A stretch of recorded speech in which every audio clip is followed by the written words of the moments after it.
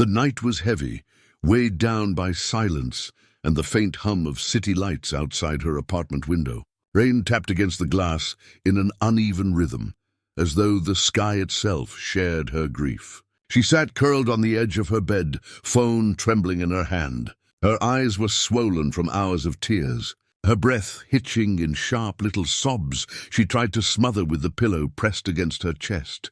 She had told herself she wouldn't call him again. Not tonight, not ever. But heartbreak has a cruel way of rewriting promises. Her thumb hovered over the glowing screen, shaking, desperate for a voice that once comforted her and now cut like a knife. And then, without thinking, she dialed. Her tears blurred the numbers, but she didn't notice. All she knew was the sound of the ringing tone in her ear, every second stretching unbearably long. Her heart thudded, wild with dread. Click, a voice answered. Hello? It was deep, calm, warm, but it wasn't him. She froze, throat tightening. This isn't his voice.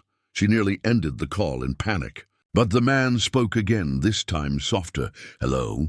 Are you all right? Her lips parted, but words refused to form. All she could do was breathe raggedly into the receiver, her tears betraying her silence. Listen, the stranger said gently.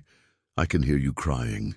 Do you need help? That kindness, unexpected, undeserved, broke through her defenses. Her sobs escaped in uneven gasps. I'm sorry, she whispered hoarsely, wiping at her wet cheeks with the back of her hand.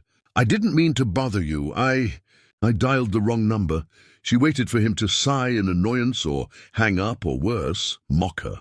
Instead, there was a pause, followed by a steady reply. There's nothing to apologize for. You sound like you needed someone to pick up. Her heart clenched. Those words, so simple yet so piercing, were exactly what she had wanted to hear all night. For a long moment, silence filled the line, broken only by her quiet crying and the faint sound of rain in the background. She thought of ending the call, sparing herself the shame of being so exposed before a stranger. But something about the man's voice, low and calm like a steady river, held her still. What's your name? He asked, not demanding but inviting. She hesitated. I shouldn't tell you. That's all right, he replied without missing a beat. You don't have to. Sometimes talking to someone who doesn't know you is easier. Her breath caught in her throat. He was right. She didn't know him. He didn't know her. There were no expectations, no judgments, no history.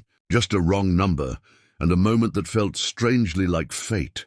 The sound of his voice filled the lonely space around her, deep, composed, carrying the weight of a man who had seen life from places she could never imagine. Yet behind that composure, she sensed something else, curiosity, a spark of quiet intrigue, as though her tears had stirred something in him too. I shouldn't be doing this, she muttered. Half to herself. Doing what? Talking to you. I don't even know who you are. And yet, here we are, he said softly. Sometimes life hands us conversations we're meant to have. She almost laughed through her tears. You sound like a fortune cookie. That earned the faintest chuckle from him, a warm, rich sound that made her cheeks flush. I'll take that as a compliment, he said. Her tears slowed, though her chest still ached. She stared at the dim glow of her lamp, wondering how she had gone from dialing her ex in desperation to pouring her heart into the silence between words with this stranger. The minutes slipped by unnoticed.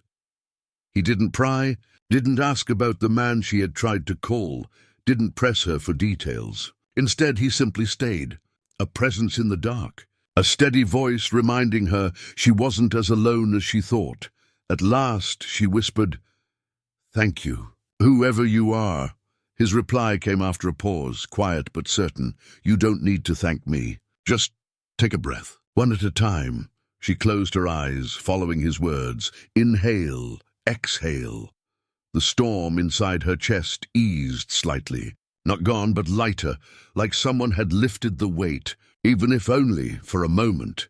The rain outside softened to a drizzle, the rhythm gentler now. She leaned back against her pillow, her phone still pressed to her ear.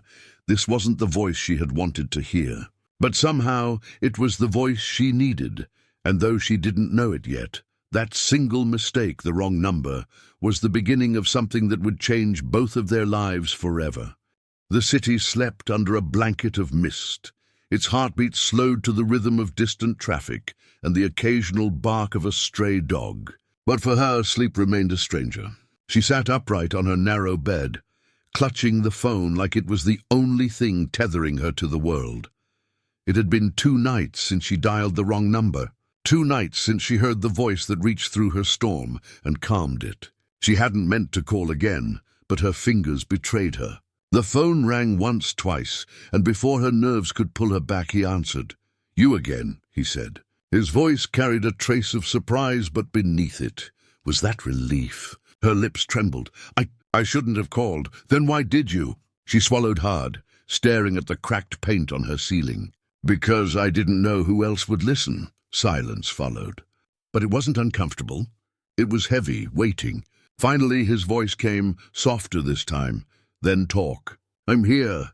And she did. At first the words trickled out, hesitant, broken.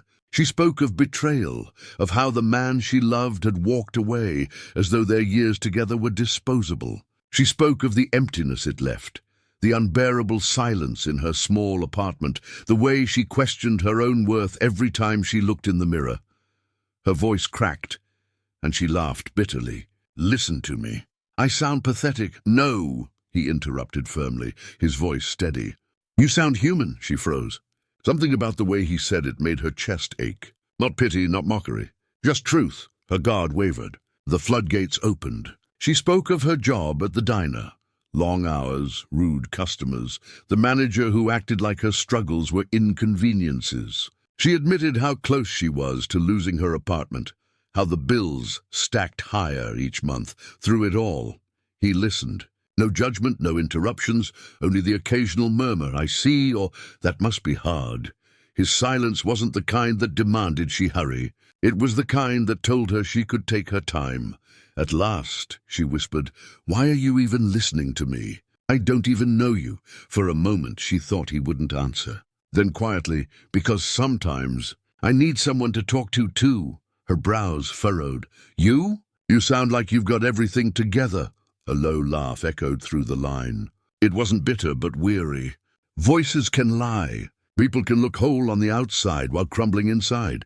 She closed her eyes. The weight of his words felt heavier than her own confession. For the first time, she wondered who he was.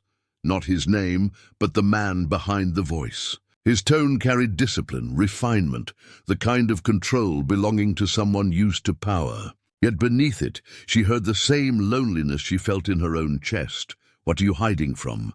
she asked softly. There was a pause, and then he exhaled. "Responsibilities, expectations, a life that doesn't feel like mine." She frowned. "That sounds expensive." He chuckled again, richer this time. "You could say that." They laughed together, an unlikely sound at 2 a.m. It felt strange, liberating. 2 strangers in the night sharing wounds neither dared to expose in the daylight. The conversation wandered. She told him about her childhood, the way she used to sit on the porch with her father, dreaming about faraway cities. He told her about books he read as a boy, how stories were his escape from the suffocating walls of his world. Names were never exchanged. They remained nameless shadows in each other's lives, connected only by voice and vulnerability. And somehow that made it safer. Hours slipped by unnoticed. At one point she whispered, "Why does this feel easier than talking to anyone I actually know?" "Because," he said, "you're not afraid I'll use your words against you. And I'm not afraid you'll look at me differently if I tell you mine." Her chest tightened. He was right. Strangers, yes. But in that strangeness was freedom. When dawn threatened to break, she realized how long they had been talking. Her voice grew heavy with exhaustion, but she didn't want to hang up. "Are you still there?" she asked drowsily. "I'm here," he answered, his voice a low promise. Will you be there if I call again?" A pause. Then, "Yes." She smiled faintly, tears slipping from her eyes. Not of sorrow this time, but relief. She let the sound of his breathing lull her to sleep, the phone slipping from her hand onto the pillow beside her. On the other end of the line, the man sat in a vast, dimly lit study. The city skyline stretched beyond his windows, but his gaze lingered on the phone in his hand. For the first time in years, the mansion around him felt less like a cage, because somewhere out there, a broken voice had reached for him in the dark, and he found himself reaching back. The world knew his name, though she did not. To her, he was only a voice, deep, steady, and strangely comforting. But behind that voice lay a life few could imagine. Miles away from her modest apartment in the heart of the city stood a tower of glass and steel. At its summit, beneath a ceiling of stars and the hum of neon, lived the man who had answered her call. His study was vast, walls lined with leather-bound books and polished oak shelves. A crystal decanter sat untouched beside him, the amber liquid within catching the glow of the city lights. Yet despite the grandeur, the room felt hollow, too quiet, too large for a man who sat alone. He leaned back in the leather chair, phone still in hand, replaying the sound of her voice in his mind, raw, honest, unfiltered. She hadn't known she was speaking to someone who controlled empires, who signed papers that shifted markets and bought companies. To her, he wasn't a billionaire. He was simply a stranger willing to listen, and for him, that anonymity was priceless, because in his world, everyone wanted something. At gala dinners, women with sparkling smiles leaned close, their laughter practiced, their compliments rehearsed. At boardrooms, men in suits shook his hand with smiles that never touched their eyes. Every interaction was a transaction, every kindness a strategy. He had grown skilled at detecting the subtle hungers behind every look, power, money, prestige, but her voice carried none of that. She didn't ask who he was, didn't angle her words to flatter him. She didn't even want to tell him her name, and that was what made her different. He swiveled in his chair, gazing out at the sprawling cityscape below. From this height, the streets looked like veins of light threading through darkness, tiny cars pulsing like blood cells. It was a kingdom, and he sat at its throne. But what use was a throne when it left you cold? His father had built the empire from the ground up, a man of ruthless ambition and iron control. From childhood, he had been groomed as heir. Boarding schools, private tutors, etiquette lessons that stripped away any chance at ordinary boyhood. By the time other children were learning how to ride bicycles, he was learning how to negotiate. By the time others fell in love for the first time, he was attending investor luncheons in tailored suits. He had inherited everything: money, power, recognition. And yet, he had inherited loneliness too. The call had been a fracture in his carefully controlled life, an accident that cracked open a door he hadn't realized was locked. Through that door came her voice, trembling with tears, yet strong enough to disarm him.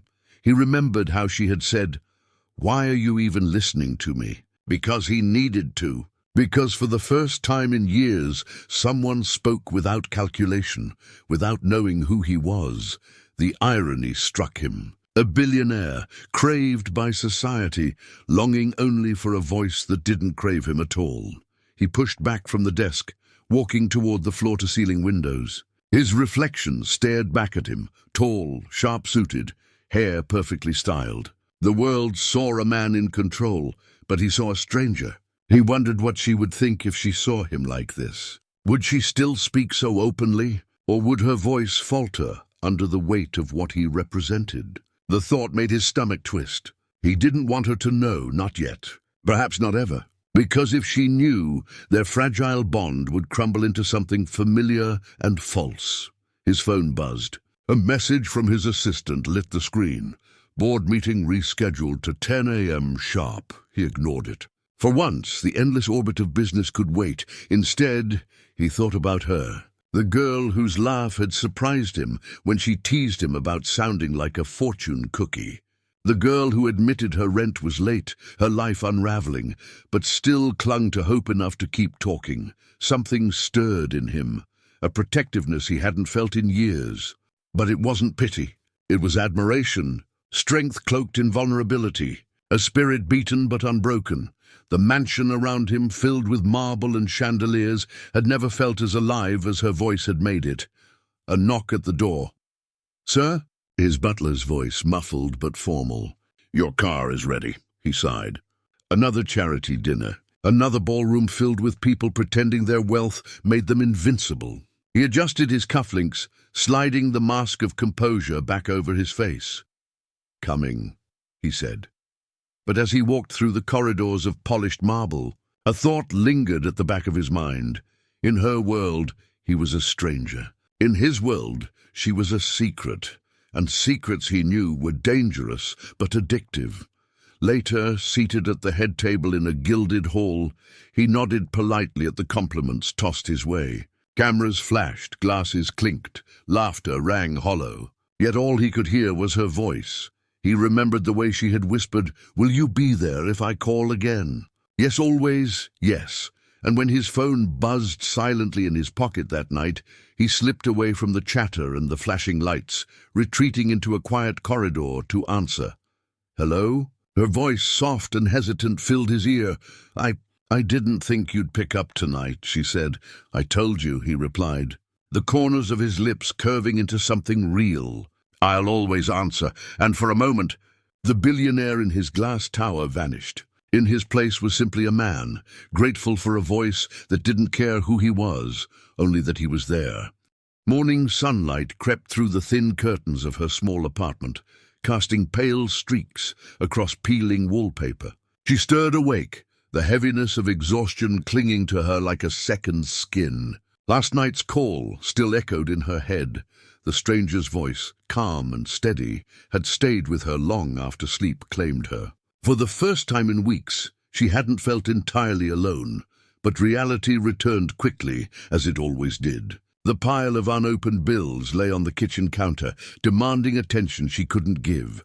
Electricity, rent, overdue notices marked in bold red letters. She ran her fingers through her tangled hair, staring at the stack with a knot tightening in her chest.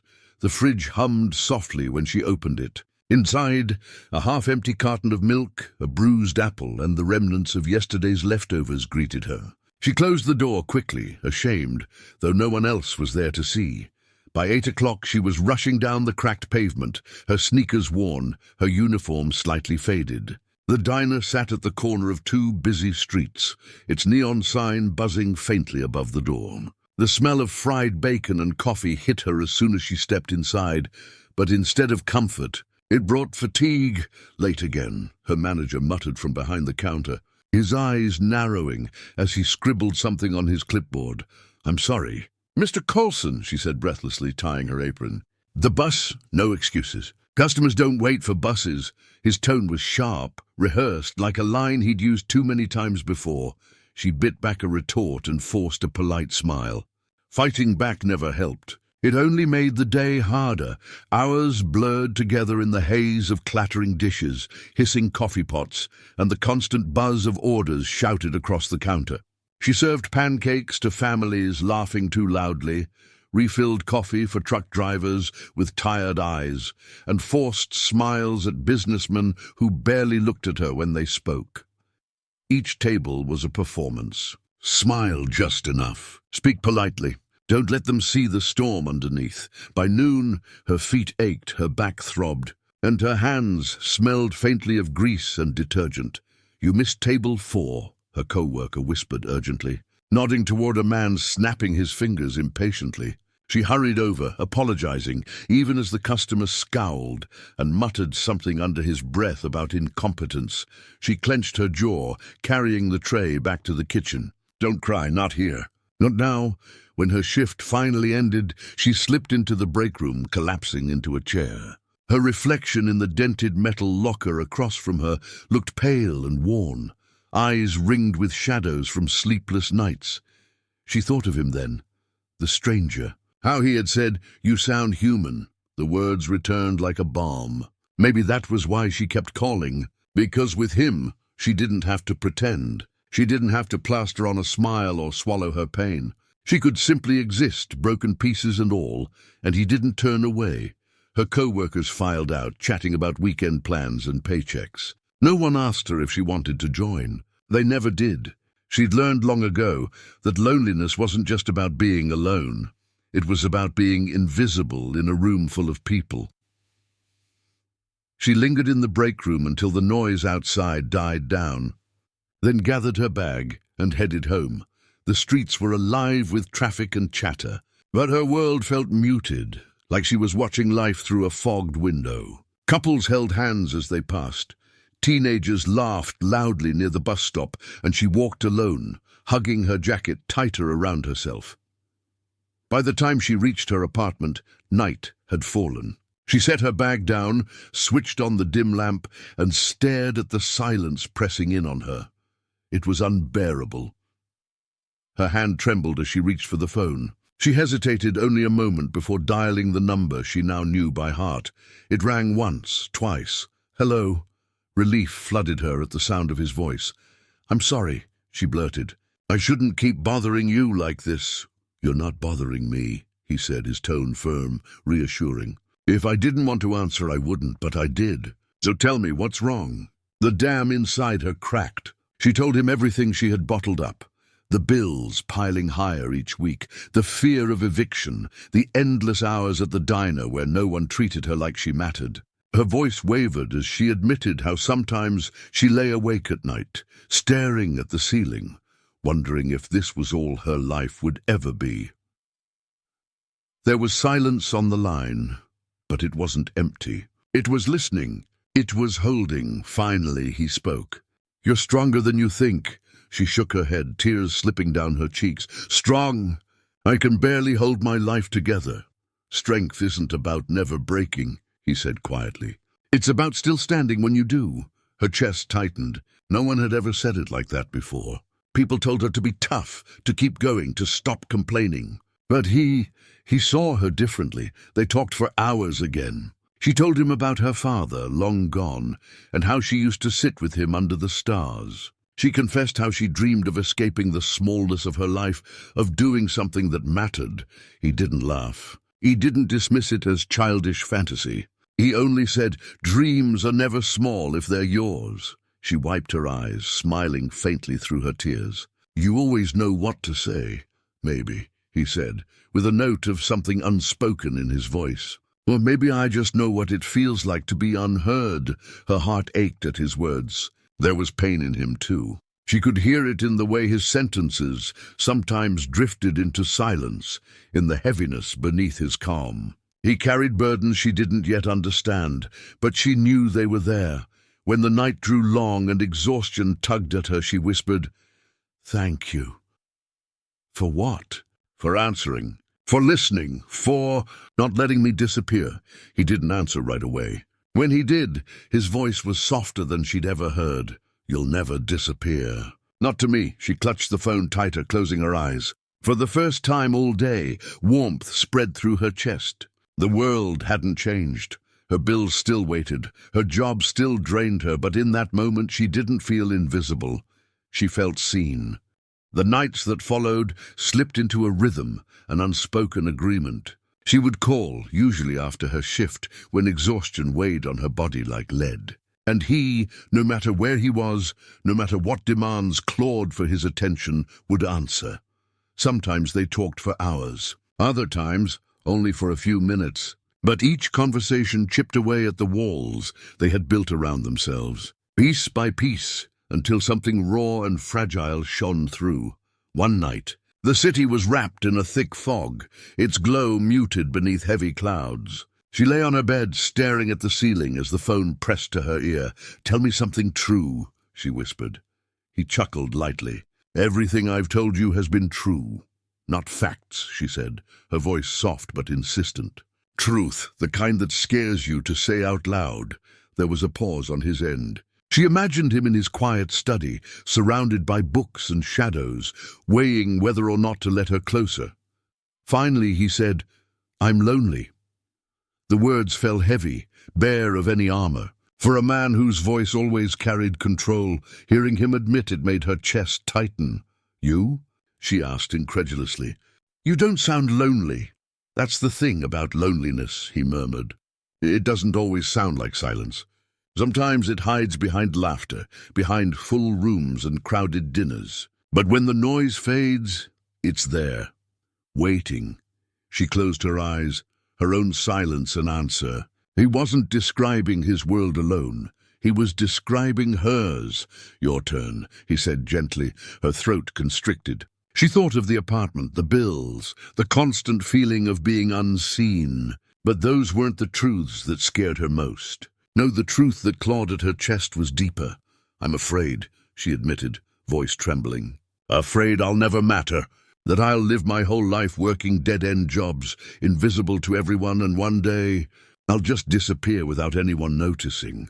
On the other end, she heard his breath hitch, as though her words struck something in him.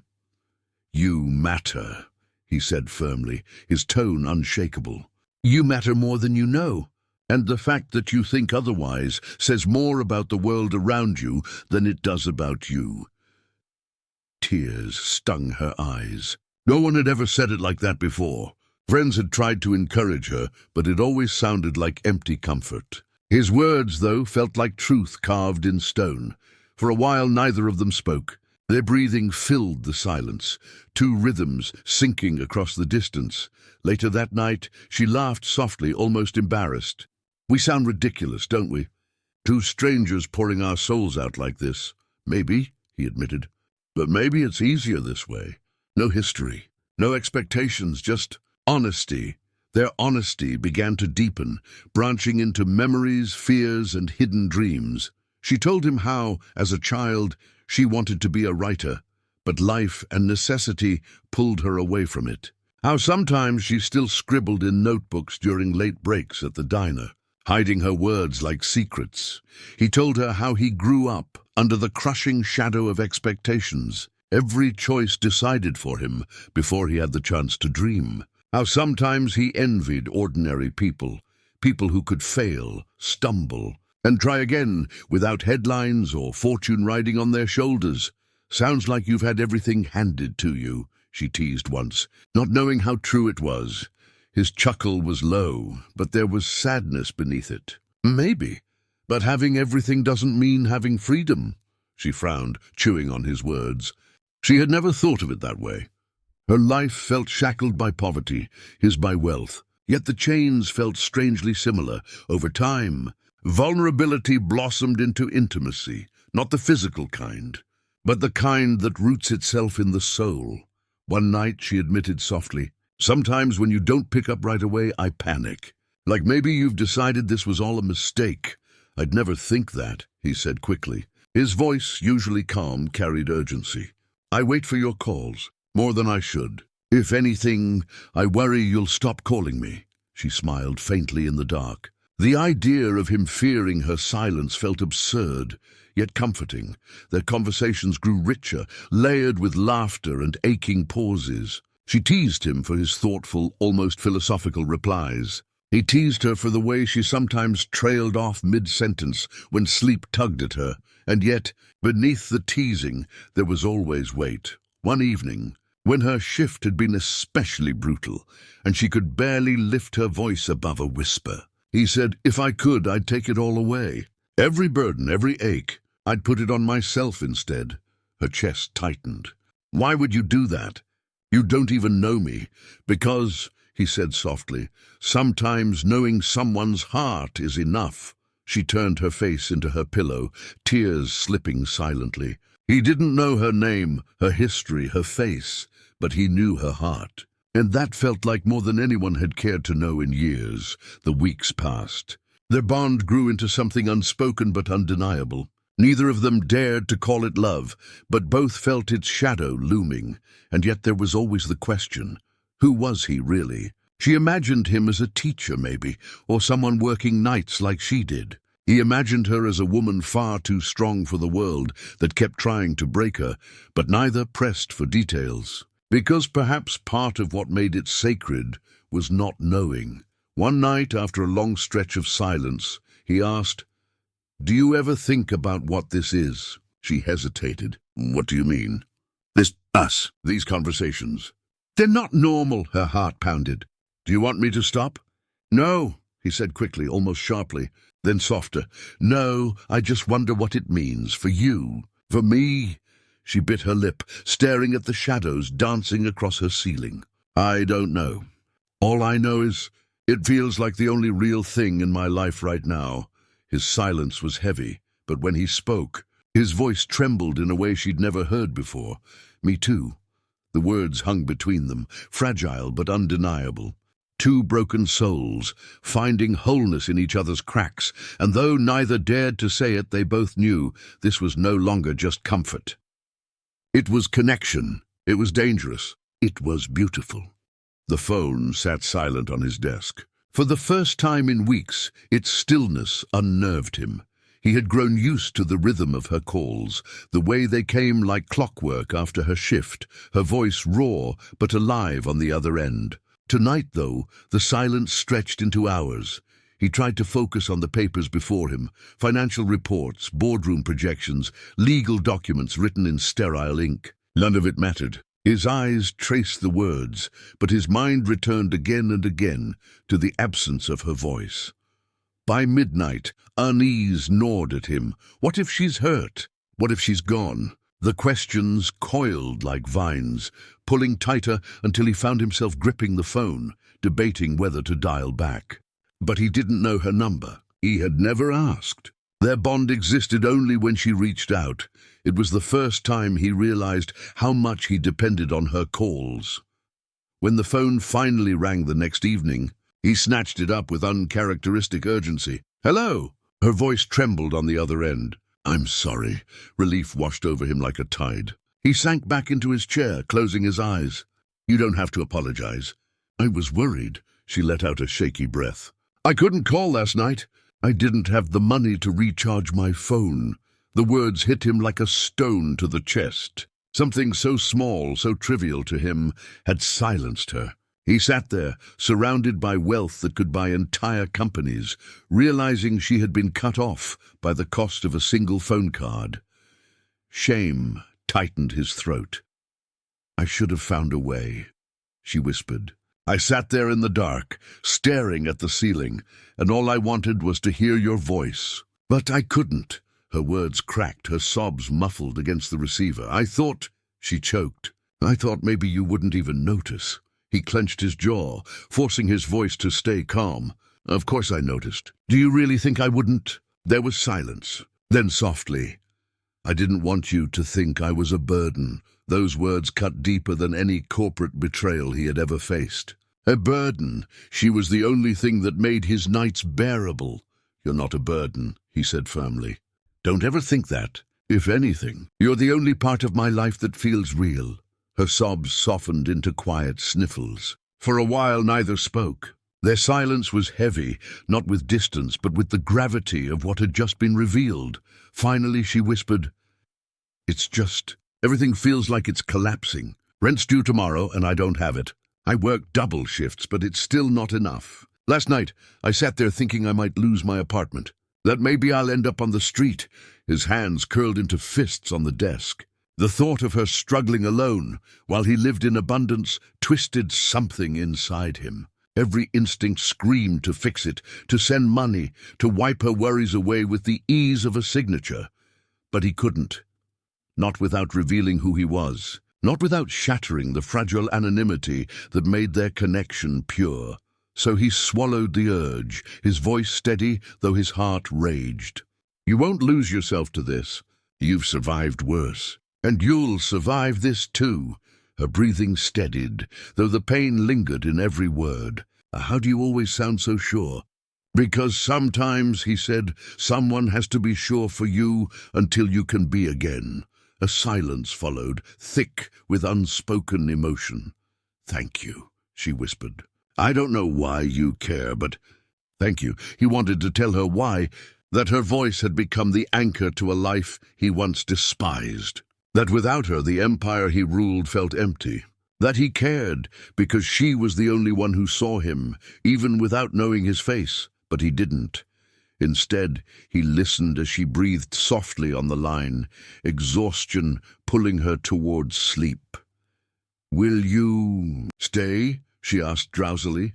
"Always," he answered. The line grew quiet, her breaths evening out. He sat there, phone pressed to his ear, unwilling to hang up. The papers on his desk remained untouched. The night slipped into dawn, and still he stayed. The days that followed tested them both. For her, the pressure mounted. The diner cut her hours, leaving her scrambling for change. Her landlord's warnings grew sharper, the letters more threatening. Each day she wore her smile like armor, but it cracked more easily now. For him, the test was restraint. Each time she spoke of her struggles, the urge to step in grew unbearable. He had the power to erase her hardships with a single phone call, but he knew what that would mean. To her, he would no longer be just a voice. He would be something else, something she might resent or mistrust. And so he did the only thing he could. He listened.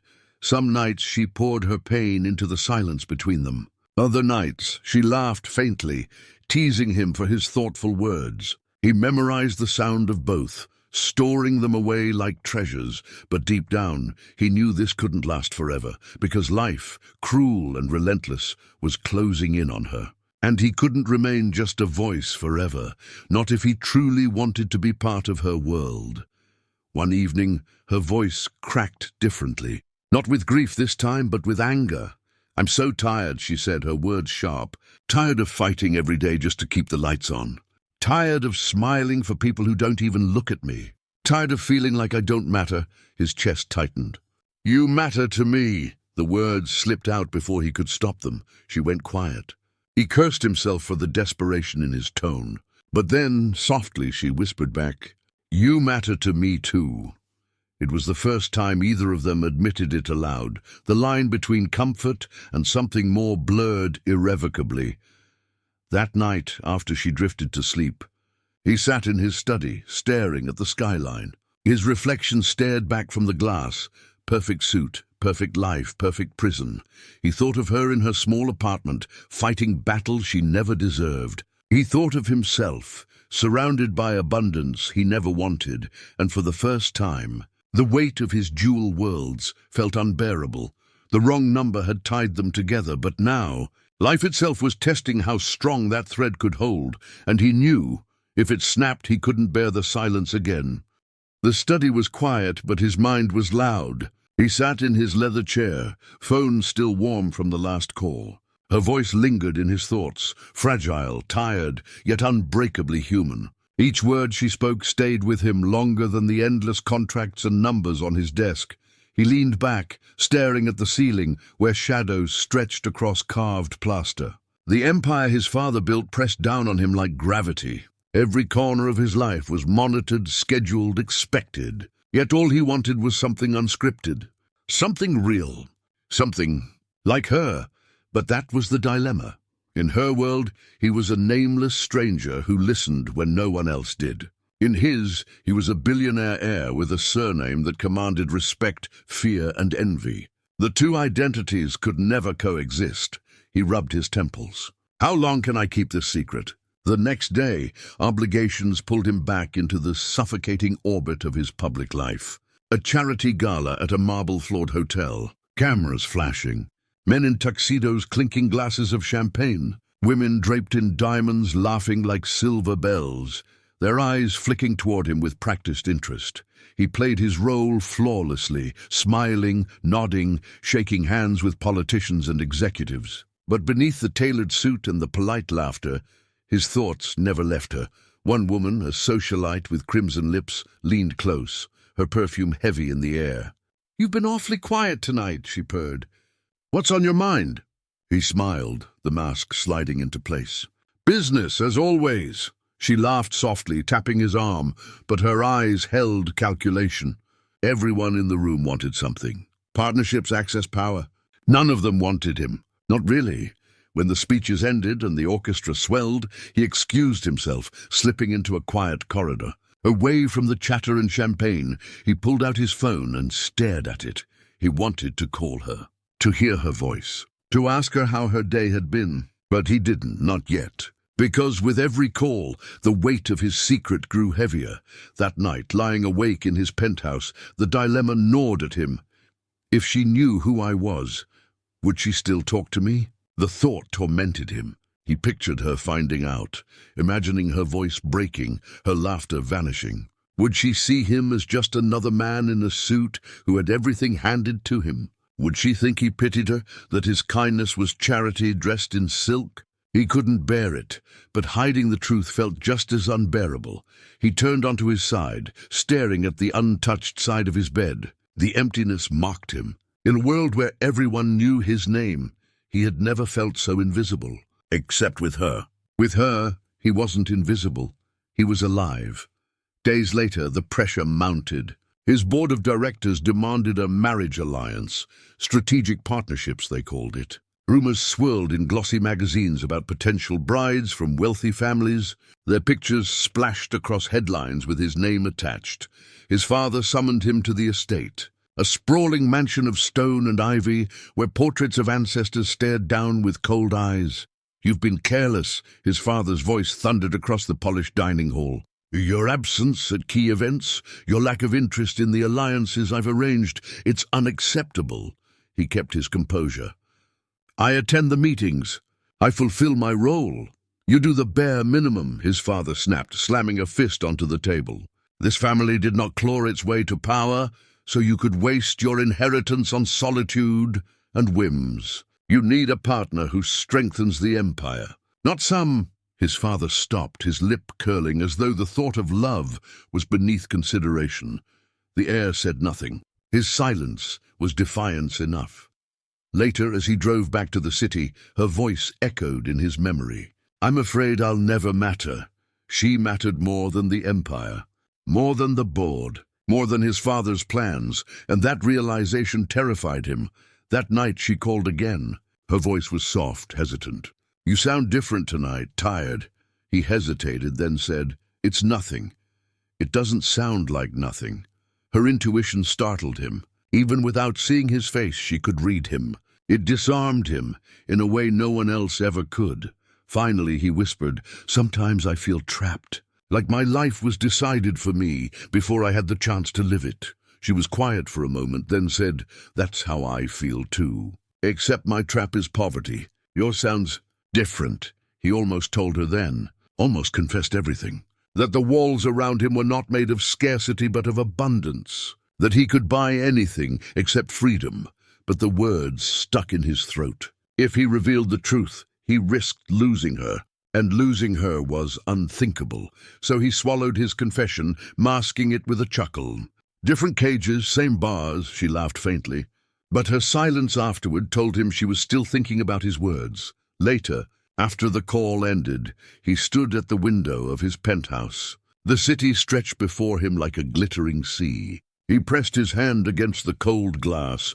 He had the power to change her life with a single gesture. He could erase her debt, secure her future, and place comfort at her feet. But doing so would expose him. And once the truth was out, what they had might never be the same. His heart warred with his mind. Do I tell her? Do I risk it? The billionaire in him knew it was foolish. The man in him knew it was inevitable, and in that war, neither side won. Only the silence of the night holding his secret close. The diner was louder than usual that afternoon. Plates clattered. Customers argued over bills, and the smell of grease lingered thicker in the air than it had any right to. She rushed from table to table, her smile plastered on like a mask she couldn't take off. But inside she was unraveling. She balanced a tray of drinks when it happened. A businessman in a crisp suit snapped his fingers, demanding more coffee. She hurried to pour, but the pot slipped, splashing across the table. "Are you blind?" The man barked, leaping to his feet. "I'm sorry," she stammered, grabbing napkins, her face burning. "I'll clean it right away." Her manager stormed over, voice sharp and public. "That's it, I've had enough of your mistakes. You're done here." Her chest froze. "What? You're fired. Pack up and get out." The words hit harder than the man's anger. Fired. Just like that. No warnings, no chances. Just gone. The diner's noise blurred into static as she stumbled into the break room, pulling off her apron with trembling hands. The unfairness of it burned in her throat, but worse was the fear. Without this job, the rent would crush her. The bills would bury her. She stuffed her few belongings into her bag and walked out, the world outside colder than before. That night, her apartment felt smaller than ever. She sat on the edge of her bed, clutching the phone, tears streaming unchecked. Her thumb hovered, hesitant. He had heard so much already. She didn't want to sound like a constant disaster, but her need outweighed her pride. She dialed. He answered on the first ring. "Hello?" Her sob broke through before she could speak. "What happened?" His voice sharpened, concern woven into every syllable. I lost my job," she whispered. "They fired me today. Just like that. No money, no warning. I don't know what I'm going to do." Silence filled the line. She imagined him clenching his jaw, trying to hold back the anger she could hear at the edges of his voice. "They had no right," he said finally, low and steady. "No right to throw you away like that." Her breath shuddered. "I don't know how I'm supposed to keep going. I can't pay my rent. I can't." Her voice cracked. "I just wanted to hear you. That's all I needed tonight." Something inside him snapped. For weeks he had restrained himself, hiding behind anonymity, letting her believe he was just another ordinary man. But this injustice he couldn't bear to watch from the shadows. "You don't have to do this alone," he said firmly. She sniffled, wiping her face. "What do you mean?" "I mean," he hesitated, "maybe it's time we meet." Her heart jolted. Meet? The idea terrified and thrilled her all at once. She had imagined what he might look like countless times, but the thought of seeing him in person felt like stepping into a dream that could shatter at any second. "I don't even know your name," she whispered. "Maybe you don't need it yet," he replied. "All you need to know is that I want to help, and I can't do that if I stay just a voice." Her pulse thundered in her ears. Everything in her warned her to be careful. He was a stranger, someone she had only ever known in the dark. And yet her heart told her he was more real than anyone else in her life. "Where?" she asked finally, her voice barely audible. 2 days later she sat nervously at a small cafe tucked away on a quiet street. Her hands fidgeted with the rim of her coffee cup, her stomach twisted in knots. Every time the door opened she looked up, half expecting, half dreading. And then he walked in. Tall, composed. His presence filled the room without effort. He wore a simple coat, but there was something about the way he carried himself, an elegance, a quiet power that set him apart. She knew instantly it was him. When his eyes met hers, her breath caught. They were deep, steady, exactly as his voice had always sounded. "Hi," he said softly, sliding into the seat across from her. Her throat tightened. "I know," he interrupted gently, a faint smile tugging at his lips. "It feels strange, doesn't it?" She nodded quickly, her fingers gripping the cup like a lifeline. Strange, but not wrong. For a while they just looked at each other, as though confirming the voice in their ears matched the soul before them. Conversation began haltingly, then flowed with the same ease as their phone calls. She told him about the unfair firing, about her fear of losing everything. He listened intently, his gaze never wavering, but something nagged at her. His posture, his polished way of speaking, the way the staff glanced at him with subtle recognition, it all hinted at a world far removed from hers.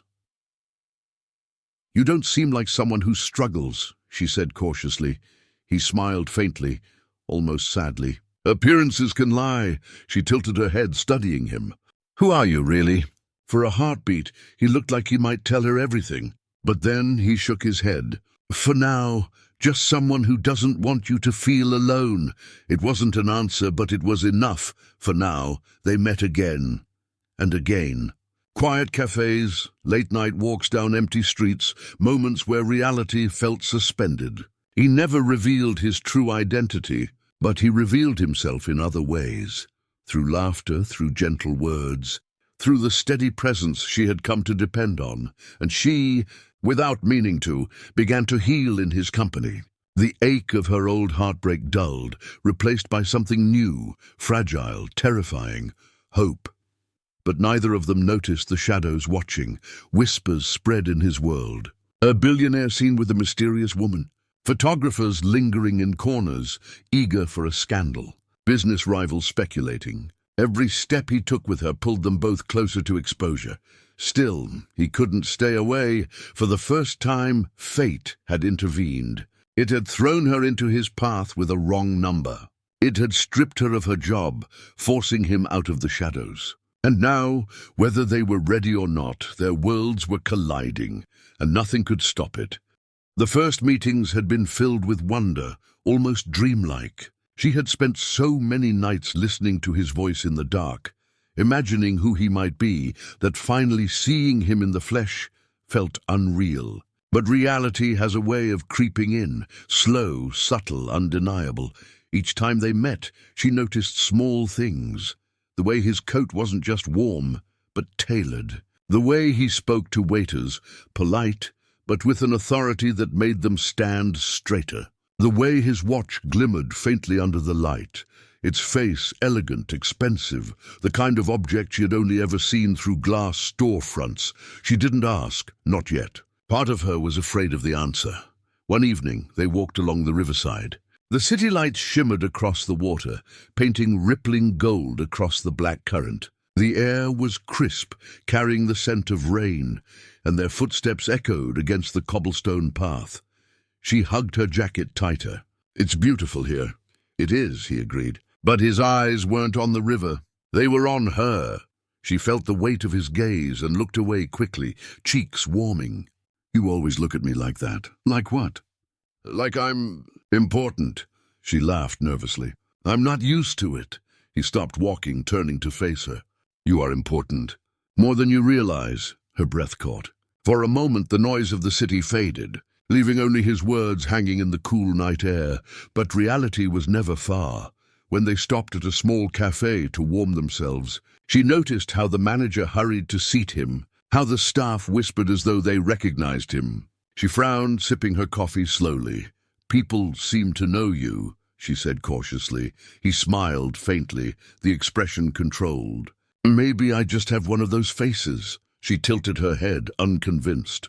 There was something he wasn't telling her, and yet, when he reached across the table, his hand brushing hers, her doubts melted for the moment. The warmth of his touch mattered more than the questions swirling in her head. Still, the questions grew. At her apartment, she grew increasingly self-conscious. The peeling wallpaper, the uneven floors, the thin curtains. It all felt fragile and cheap compared to the air he carried with him. She caught herself apologizing for the clutter, for the cracked dishes, for the smallness of her world. He stopped her one night, his voice firm. "Don't apologize for your life." "Not to me." She blinked at him, startled. "But it's nothing compared to what?" His eyes held hers, unwavering. "Do you think I care about the size of the walls around you? What matters is what's inside them." "And what's inside you?" Her throat tightened, words lost. For once, she let herself believe him, but outside whispers spread. In his world, silence was a rare commodity. Newspapers speculated about his absence from high-profile events. Photographers caught glimpses of him walking unfamiliar streets. Business magazines ran stories with headlines like, "The Heir Seen with Mystery Woman." He ignored them, but the noise grew louder. His advisors warned him. His father demanded answers. "You're risking everything," his father snapped during a board meeting. "The distraction of yours, it ends now." But he said nothing, because ending it wasn't an option. For her, the cracks showed in different ways. At the grocery store, she caught two women whispering and glancing at her. At work interviews, the managers eyed her suspiciously, as if her name carried some unknown weight. And at night, when she walked the streets alone, she sometimes thought she saw cameras flash from the corner of her eye. One evening she confronted him. "Who are you, really?" Her voice trembled, half in fear, half in desperation. He froze, the question he had dreaded finally spoken aloud. He hesitated. His throat burned with the truth he wanted to tell, the truth that would change everything. But then he shook his head. "Not yet." She stared at him, her chest tight. "You're keeping something from me." "Yes," he admitted quietly. "But not because I don't trust you." "Because I don't want to lose what we have." Her eyes filled with unshed tears. "But how can we have anything real if I don't even know who you are?" He reached for her hand, his voice pleading. "Sometimes what's real doesn't need names. Sometimes it's enough to know how someone makes you feel." She wanted to pull away. She wanted to demand answers. But when his hand closed over hers, when his eyes bore into her, she found herself unable to let go. That night, lying awake in her bed, her mind raced. She thought of his kindness, his words, the way he made her feel seen. But she also thought of the shadows around him, the whispers, the glances from strangers. It was like standing in the glow of a fire, warm, alive but dangerous. She rolled onto her side, clutching her pillow. For the first time, doubt seeped into the bond they had built, and yet, when her phone buzzed and his name appeared on the screen, she answered without hesitation. The next days blurred. They still met, still spoke, still laughed, but beneath every smile lingered unspoken questions. Beneath every touch burned unacknowledged truths. One evening, as they stood on a quiet rooftop overlooking the city, he finally spoke what had haunted him for weeks. "I'm afraid," he admitted. "Of what?" she asked softly. "Of losing you. Of you seeing who I really am and deciding I was never the man you thought I was." Her heart clenched. She stepped closer, her voice steady despite the fear inside her. "Then trust me enough to let me decide." He looked at her then, his jaw tight, his eyes heavy with conflict. He wanted to. God, he wanted to. But the words refused to come, and in that silence, she knew the truth. Whatever his secret was, it was bigger than she had imagined. Their bond burned brighter, but so did the sparks of reality. Every stolen moment felt precious, fragile. Every laugh was shadowed by the knowledge that something loomed over them, waiting to crash down.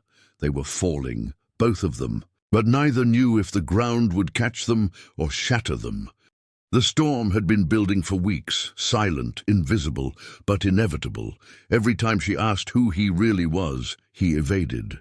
Every time she looked at him with searching eyes, he found new ways to deflect.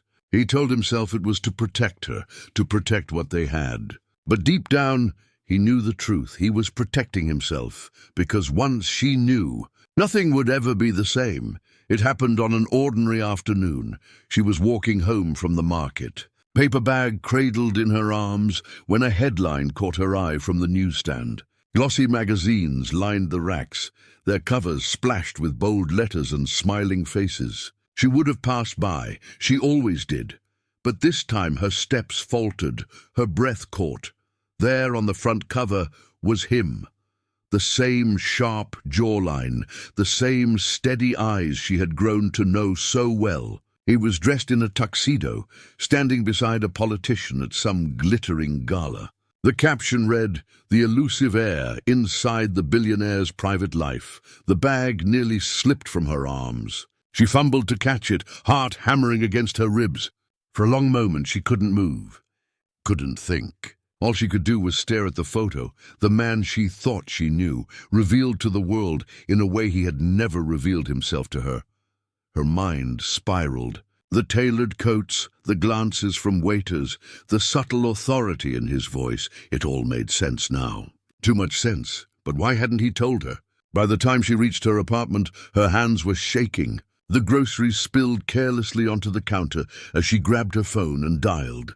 He answered quickly, his voice calm as always. "Hello, you lied to me." The silence on the line was deafening. "I saw your face," she said, her voice trembling.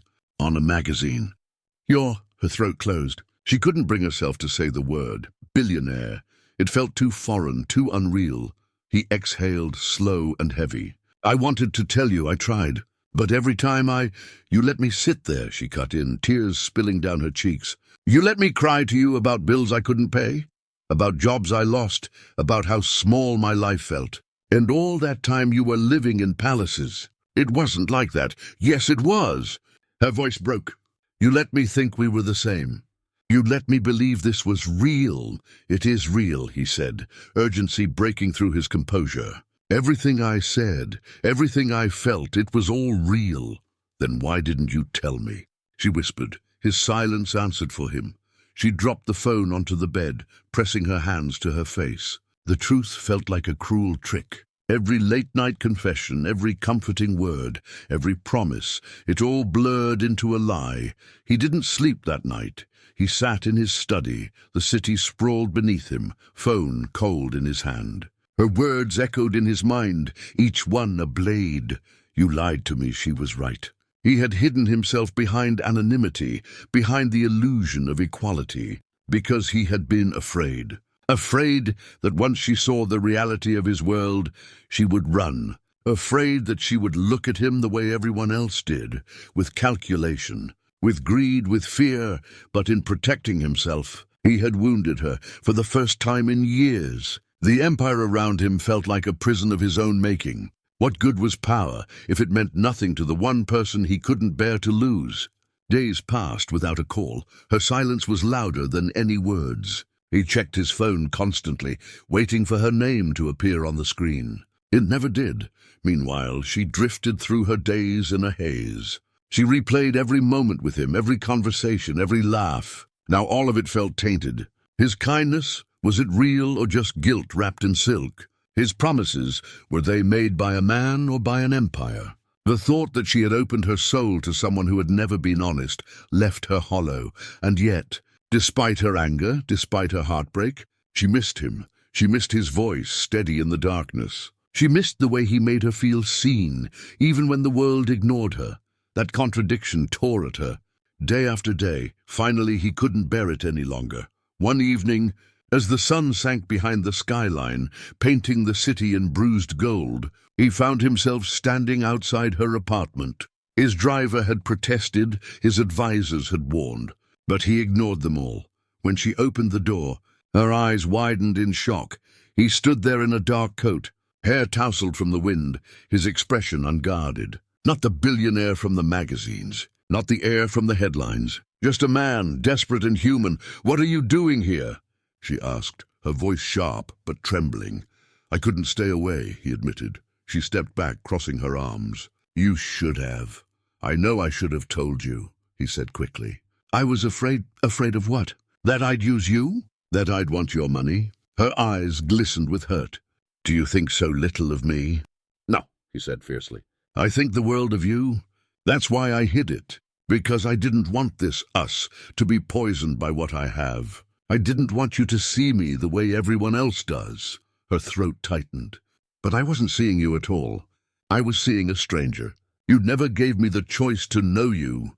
The truth of her words hit him like a blow. He stepped closer, his voice breaking. "Then know me now. Not the headlines, not the fortune. Me. The man who stayed up all night just to hear your voice. The man who waited by the phone like a boy, terrified you wouldn't call. The man who—" His voice faltered. "Who's falling for you whether it makes sense or not." Tears spilled down her cheeks. She wanted to believe him. God, she wanted to.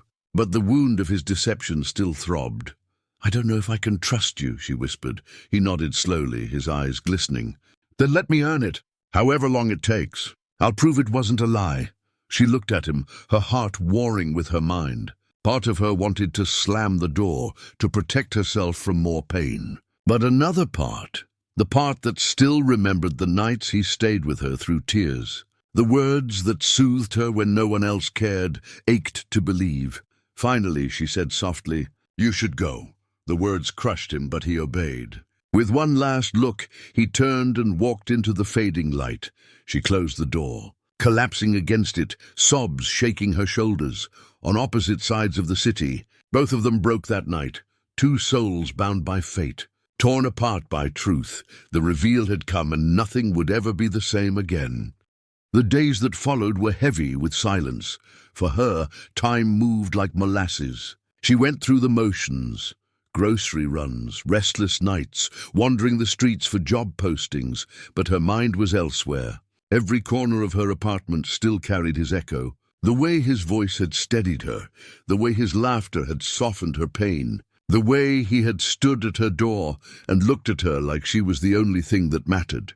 And yet, the wound of betrayal festered. He had hidden the truth. He had let her believe he was someone ordinary, someone she could cling to without fear. Instead, he was someone extraordinary, and not in the way she wanted. Billionaire, heir, a man who could buy and sell entire lives while she scraped pennies to survive. She didn't want his wealth. She wanted his honesty, and he hadn't given it. For him, the days were agony. He sat in board meetings, surrounded by polished wood and sharp suits. But he heard nothing. His mind replayed her voice, angry, wounded, trembling with heartbreak. He signed papers with a hand that shook. He smiled for cameras with eyes that carried shadows. Every corner of his world felt emptier without her. And for the first time in his life, he realized power was useless. Money couldn't buy her forgiveness. Influence couldn't restore her trust. Only humility could. It began with small acts. The next time society expected him at a gala, he didn't show. When the board called an emergency meeting about a merger, he delayed it. He started cutting away at the chains of obligations that once ruled him, piece by piece. Whispers spread quickly. The air is changing. He's refusing his father's demands. He's distracted by something or someone. His father confronted him in the marble study of their family estate. "You're throwing away everything we built," the old man thundered. "No," he replied calmly. "I'm saving what's left of me." His father's face flushed with rage, but he didn't flinch. For once, he stood not as an heir, but as a man. Meanwhile, she walked home one evening to find an envelope slipped beneath her door. No return address, just her name, written in bold, careful strokes. Her fingers trembled as she opened it. Inside was a letter, handwritten, not typed. "I don't expect forgiveness. I don't deserve it. But I need you to know, every word I said to you was real. Every night I stayed on the phone. Every laugh, every silence. We lived those together, and none of it was a lie. I hid who I was because I was afraid. Afraid of losing you. Afraid you'd see me as everyone else does. That was cowardice, and I'll carry that shame. But I won't stop fighting to prove to you that I'm more than my name, more than my money. I'm just a man who can't stop thinking about the woman who accidentally dialed him one night and changed everything." Her tears fell onto the paper, smudging the ink. She pressed the letter to her chest, torn between anger and longing. He didn't stop there. A week later, she returned from a fruitless job hunt to find him outside her building. No suit, no chauffeur, no entourage. Just him, standing in the drizzle with an umbrella in one hand and determination in his eyes. She froze at the sight. "What are you doing here?" "Waiting," he said simply. "For what?" "For you to believe me." Her throat tightened. "You can't just stand here and—" "I can, and I will. Every day, if that's what it takes." Her chest ached. "You don't understand. This isn't your world. I don't belong in it." He stepped closer, his voice steady. "Then I'll leave it behind. What's the point of an empire if it costs me the only thing that makes me feel alive?" Her eyes widened, her breath catching. She searched his face for arrogance, for manipulation, for anything false. But all she found was truth. For the first time, he wasn't the untouchable billionaire. He wasn't the polished heir. He was just a man standing in the rain, asking for another chance. It wasn't immediate. Forgiveness never is. At first, she kept her distance. She spoke to him cautiously, testing his words, watching his actions. But each time he showed up, not with gifts, not with grand displays of wealth, but with presence. When her fridge was nearly empty, he didn't send her groceries. He took her hand and walked with her to the market, carrying the bags without complaint. When her landlord cornered her about late rent, he didn't buy the building. He stood beside her, quietly reminding her she wasn't alone. When she confessed her fear of trusting him again, he didn't argue. He simply said, "Then let me keep showing you until you can." His humility wore down her defenses. Piece by piece, one night as they sat in her small kitchen, eating simple soup she had made, she studied him across the table. He was out of place there, his broad shoulders hunched slightly to fit, his hands too clean for the chipped bowl he held. Yet he looked more at home than she had ever seen him. "Why are you doing this?" she asked quietly. He met her gaze, his voice steady. "Because I'd rather be here, in this kitchen with you, than in a palace without you." Her heart cracked open. Tears filled her eyes, but this time they weren't from anger. Slowly, the distance shrank. She found herself laughing with him again, leaning into him during walks, letting herself believe that maybe, just maybe, he meant it. One evening, as they stood beneath the stars, she whispered, "I'm scared." So am I, he admitted, brushing her hand with his. But I'd rather be scared with you than safe without you. And for the first time since the reveal, she let herself smile without reservation.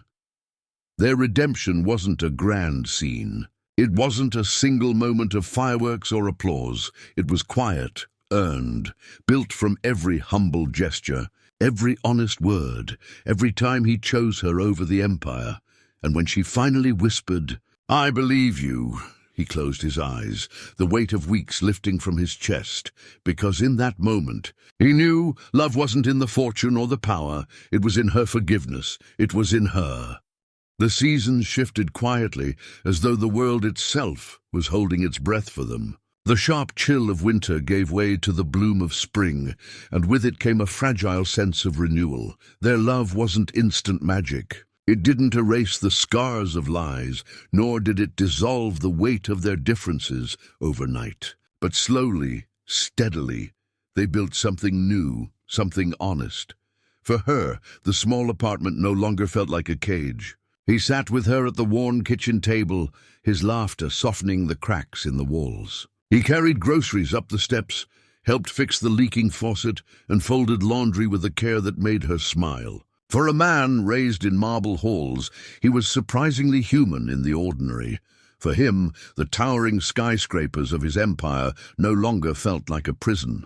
Meetings, mergers, and galas still came, but he moved through them differently now. He didn't chase approval, didn't seek validation. His world no longer revolved around headlines and profits. It revolved around the thought of her waiting at the end of the day, her voice grounding him in truth. One evening, they walked through the park, the scent of blooming lilacs drifting on the breeze. Children played on swings nearby, laughter echoing across the grass. She slipped her hand into his, still marveling at how natural it felt, even after everything. "Do you ever think about what might have happened if I hadn't dialed the wrong number that night?" she asked, her lips curving faintly. "All the time," he admitted. "And every time I do, I thank fate for my luck." She laughed softly, shaking her head. "Most people don't thank fate for wrong numbers. Most people don't find you on the other end," he replied, squeezing her hand. Her heart fluttered. She had spent so long believing she was invisible that her life would pass unnoticed. But with him, she felt seen, valued, cherished, not because of who she wasn't, but because of who she was. Still, challenges remained. His world and hers clashed often. There were whispers when they appeared together in public. Paparazzi followed them, hungry for scandal. His father remained cold, his advisors wary. Her friends warned her not to get swept away, reminding her of the dangers of wealth. But through it all, they chose each other. When the noise grew too loud, they found solace in quiet places, a late-night diner booth, a hidden bookshop, the rooftop of her building under a blanket of stars. "Let them talk," he would say. "They don't know us." And she would nod, knowing that for once the world's judgments couldn't dictate her heart.